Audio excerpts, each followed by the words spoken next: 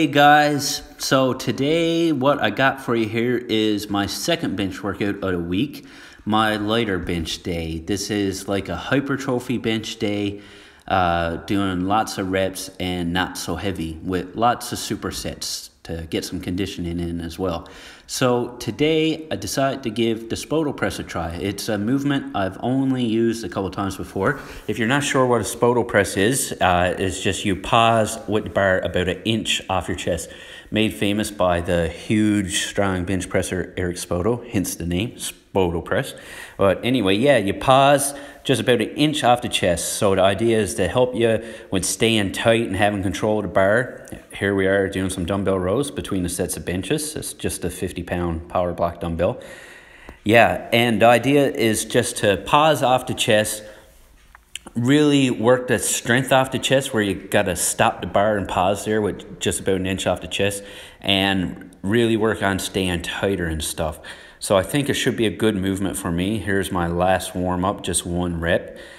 And then another warm-up on these dumbbell rows with the 100-pound dumbbell. Here, I'm doing these with a little twist. I'm trying to keep my head on the bench, on the incline bench there. Or, well, my head on my arm on the bench, whatever. And it just makes it a little bit harder and keeps you from, like, cheating as much with your hips and that sort of thing. So I find these a lot more difficult. So you should, if you've never done your one-arm dumbbell rows like this, give it a try and let me know how you think it feels, because I find them really tough. So here we go with our first real set of spoto presses. This is 235 by 6. Now it's kind of hard to tell from the angle I shot these at, but I am pausing just off the chest. And I think this would be a good movement for me because I found that pause really hard, and I'm always kind of struggling with staying tight in the bottom of my bench. Here's the first real set of one-arm dumbbell rows. That's the 120, and I'm doing a terrible job on keeping my head down on this set. So normally any kind of row I do, I like to kill two birds with one stone and get some grip work at the same time so I don't use any straps. But I tore my hands up a little bit 2 days before deadlifting. So on this set, I was just struggling not to drop that dumbbell with my shredded hands. So after this set, I did go ahead and throw on the straps and it went better. So here's our second set at 235. All together, we did 4 sets of 235 by 6 with 4 sets of those one-arm dumbbell rows with the 120-pound dumbbell between every set. So I'm definitely going to work the spoto press for a few weeks. What I always do, a mistake I make when I'm benching, is when I let the bar to my chest, I let it sink right down. That's taking pounds from your bench. It's going to make it harder to drive off the bottom. It's not what you want to be doing. See, this set's a little better. Still struggling, but it's a little better. So, like, what I'm trying to imagine when I'm benching, or what you should be thinking about, is like, I imagine I've got a piece of glass on my chest and I'm touching it with the bar, but I'm not letting it break. That's how tight I want to be in the bottom. That's where I want to keep the bar. So then as soon as I get the press command in a powerlifting meet, I can drive it right up. I don't lose any energy there. So I think that's why the spoto press is going to be a good move for me. So we're going to work it for a few weeks and see how it goes. If you guys have never tried it before, it's a great bench builder. You just, regular bench, you're just stopping about an inch off your chest, having a little bit of a pause, and then driving back up. So here we go again, another set of 235. And yeah, I think every set, the pauses get a little quicker. But yeah, these were tough. I'm really not very good at these. So we're going to keep working on them. And that's what you want to be doing. Find stuff you're not good at and work it. If you just do the easy stuff, really, you know, think about it. How much more better are you going to get? You got to do the difficult things. So how much more better that doesn't make sense. Sorry, guys. And so as much as you don't always want to, you got to try to pick tough movements. So like this workout was done at 5 a.m. on a Sunday morning. I really just wanted to go with some easy stuff, you know, like that's when I had to train. I was working 12 hours that day after this workout. The kids are usually still up now when I get home, so I hate getting home at night and rushing out to the garage to train. So, you know, who wants to do the tough stuff at 5 a.m. on a Sunday morning? But, hey, if you want to achieve some goals, that's what you got to do. So just, you know, think, what would you rather? Go do the easy stuff or hit some big weights someday in the future. So it sucks, but it's got to be done. So here's another set of the dumbbell rows, just struggling. Ugh. I think I felt like puking, but you know. And here's our last set. So yeah, these were great. I loved them. Chest was pumped to the max, if that matters. It was kind of a hypertrophy workout, so you know, you want to build some muscle, so there's nothing wrong with getting a good pump. And our last set of dumbbell rows, these were really tough. So yeah, it's kind of disappointing I had to use the straps, but I'm deadlifting now twice a week, so you know, sometimes you just got to do it, because if I tore up my hands more on these dumbbells, then that's really going to affect my deadlift in 2 more days. So you got to go hard, but at the same time, you got to be smart about it. So here we're slowing down between switching arms, getting pretty winded, you know. But this was our 4th and last set, and we got it done.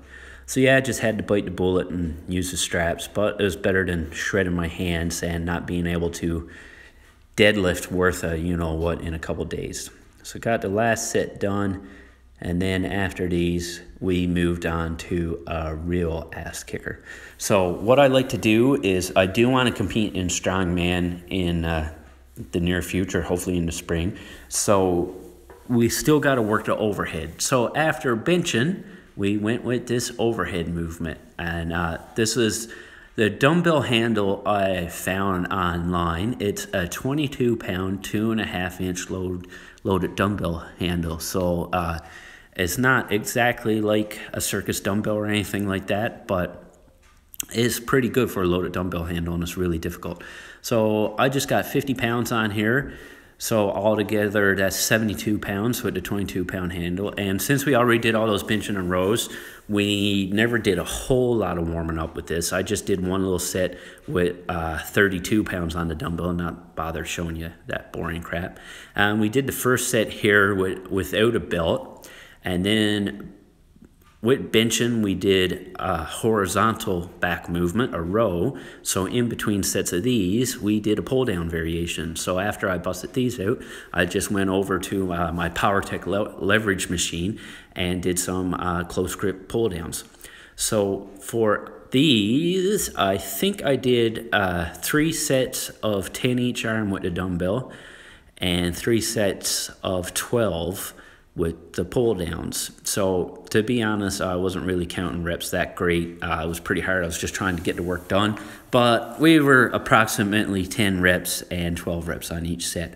So after the first set there, I threw on the belt. It was initially my plan to do all these without the belt, but like I said, hey, it was like 5 o'clock Sunday morning, and I was getting tired here pretty fast, trying to bust through these as quick as I could before I had to leave for work. So we're not going to take any stupid rest. So we strapped on the belt for the 2nd and 3rd set, and yeah, these were tough. And it was first time in quite some time I used this dumbbell handle, so it took a little bit of getting used to here. My technique on these is probably not the best. It never was the best, to be honest. I've only actually done this maybe 3 or 4 times since I've had the handle. So 3 or 4 times in my life, these type of dumbbell presses. But yeah, they're getting there, and we're going to work them not every week, but maybe about once a month, because I am prone to some elbow tendonitis. I do get some elbow tendonitis flare up from time to time, and I find this one-arm dumbbell press every now and then when I do it, it's one of the things that does make my elbow tendonitis flare up. So it's not something we're going to do every week, just once in a while. And if I do sign up for a strongman competition, and that is one of the events, then we'll train it more often. But for now, we're just going to throw it in every now and then. So if I do have to train for it at some point down the road, it's not totally foreign to me. I just want to keep it in enough so I'm somewhat familiar with it. That's my plan there. So next week on my lighter upper body day, we'll probably go with maybe just a regular dumbbell press, that sort of thing, something that's a little easier on the body. And same sort of thing, like when I'm doing my heavier overhead, I got some goals with the log, and I really want it to work the log every week. I love the log, but I got to remember right now, powerlifting is the primary goal. So same sort of thing. We're going to do something that's a little less stressful on the body so we could put more energy into our bench, squats, deadlifts, because that's what's important for right now. So I'll be doing the same thing with my log press. Once every couple weeks, I'll throw it in just so it doesn't become totally foreign to me. And then I'll be working my overhead press really hard from the rack with a barbell or an axle on the days between that.